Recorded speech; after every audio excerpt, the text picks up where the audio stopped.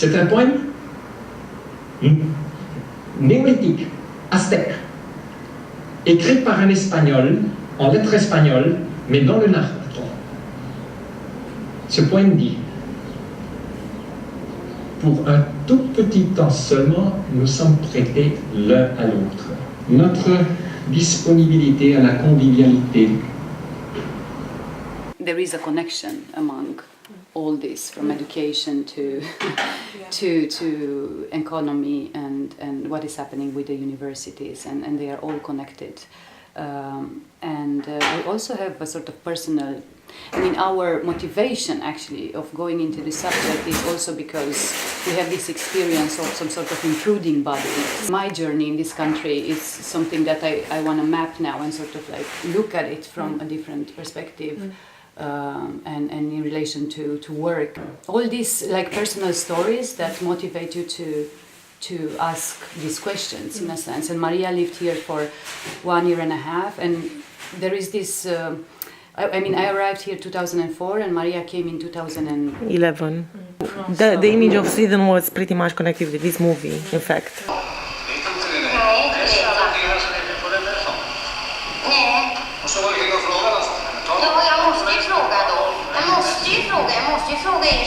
We'll try to cut it and interrelating something that we really want to have a collective character nowadays, a co-author in a way for the movie, because we all are asking. I mean,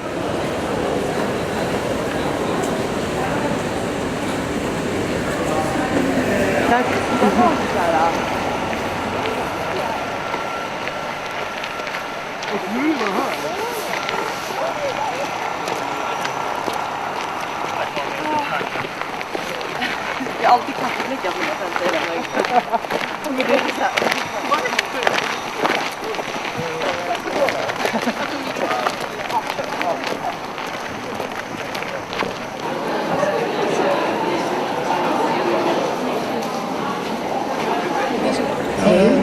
Master of Science in Engineering Physics söker arbete.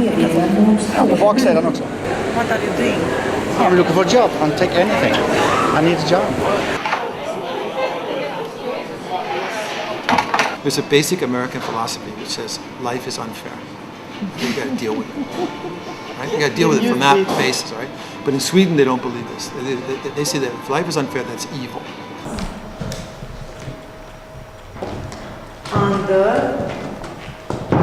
What the fuck you doing, man? I'm fucking expensive, yeah? You need a job? Yeah, but hey, that's the best one, man. This is an interview. Will you please give me a moment? Just give me 5 minutes. Good luck, good luck. What is that? The same. Master of Science. Looking for a job. Even, hired you in my company. A science like that, begging. Science, we need it. Science, you know what that means? So you move your shit and be a good scientist before you play. It's a public space, Wow. Also at the European, the EU level, there is now a petition for the Basic income. The basic income. Yeah. What is your position on this? I'm really curious. I'm a bit against that actually, and I think it was the old Swedish economist Gunnar Myrdal characterizes as a subsidy for hippies.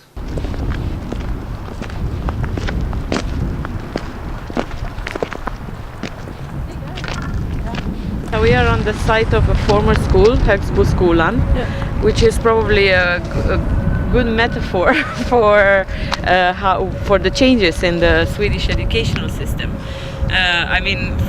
For long, at least in Europe, the Swedish model was a model, an example of a free education for all.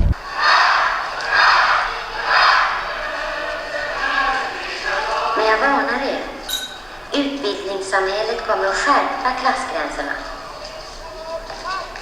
Somliga föds med jävligt dåliga förutsättningar, eller hur? De är ganska tafatta, inte försigkomna och de har inget speciellt huvud att studera med. Andra har helt andra utgångsmöjligheter. De kan studera, de har möjligheter att studera, de har föräldrar, de har allting bakom sig som hjälper dem och puffar fram dem. Ska de belönas för att de har det så? Så att de får bättre jobb, roligare jobb, de får bättre löner, de får det bättre i samhället. The difference in Sweden would be like before there was a goal to at least be able to travel like up the classes. Like the public schools are falling apart, so the opportunity to be in the same school, even though you could be from a different country or from like different classes. Before we were mixed more. Also the educational system to like for people that come to Sweden with their education, it's worth nothing. They have to start all over again. Like anything that is not Swedish is crap. Yeah. You have to like prove that you want to be a Swedish. I have a friend she was like becoming a doctor in Ecuador, and here she's really struggling to be able to be a nurse. Like she really has to like prove herself and make this test to show that she's a good Swedish person. In English you have the distinction between work and labor that Kai Standing has put forth, which makes it a little easier to say that you can sort of bring your criticism against labor, which is then a sort of more or less forced on working for somebody else for money. And then you can free the concept of work for sort of self-chosen activities that you do because you want to sort of influence your life and your fellow beings. My concept is sort of, I would like to free work, to create some freedom for the built-in creativity of people to focus on funny and necessary things based on quality, not this idea about producing as much as possible. My question is actually, what is work for you today? Work is something that you make not out of enjoyment, because for me, as I look at the problem, is whatever you do that you enjoy, then it doesn't become work. Despite that I had already like calibrated, okay, where am I politically almost? I had been engaged in amnesty for a while and like, okay, now I'm starting to think about I should do something politically. And then it was like an obvious choice for me that, okay, I'm going to be on the left side and I'm going to go with the young leftists or with the young social democrats. A lot of years ago, there was a very strong and somewhat close connection between people in power and the actual social movements. I mean, the social democrats did have a social movement where a lot of people voted and also were engaged in the social democrats in different ways. Some of them weren't, but in the way that they weren't, the party was still out there where people were. I mean, for myself, I started being politically engaged when I was 15 or 16.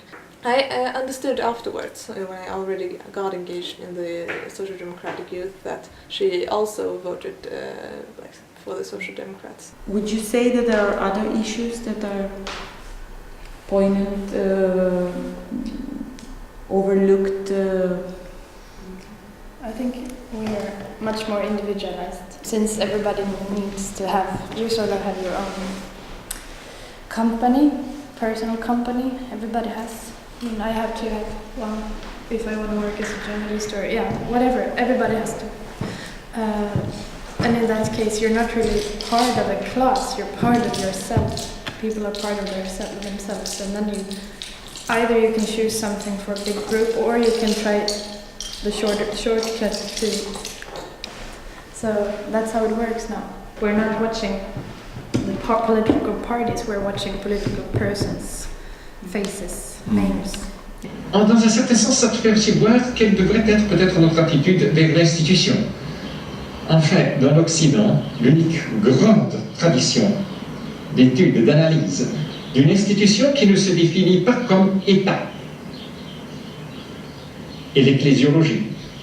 Et c'est en appliquant la grande pensée de l'ecclésiologie, en la sécularisant profondément, qu'on peut peut-être dire plus de choses sur ces nouvelles religions qui cherchent de produire des grâces temporelles qui s'appellent l'éducation, la santé, le bien-être, qu'on arrive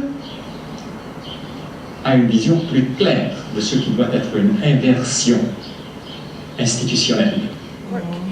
So you are thinking of kind of a extended model of schooling in a way in society. It's like not only the school in itself as a institution or but other institutions should also take a social responsibility, I guess. Different institutions have different justice practices.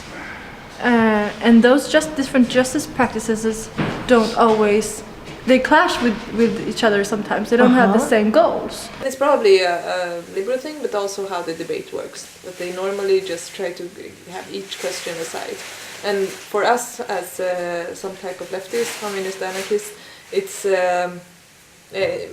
by not even talking about all the other problems with how the discourse is in media and also with the politicians. It's very hard to separate different issues from each other, and that's why it's very hard to just jump into a political debate. Pour le dire encore une fois, si c'est plus simple, quand on me demande si je suis utopiste, je dis je pars pour la simplification et pas pour le romanticisme. Je parle pour l'inversion de la fonction des institutions et pas contre toute institution.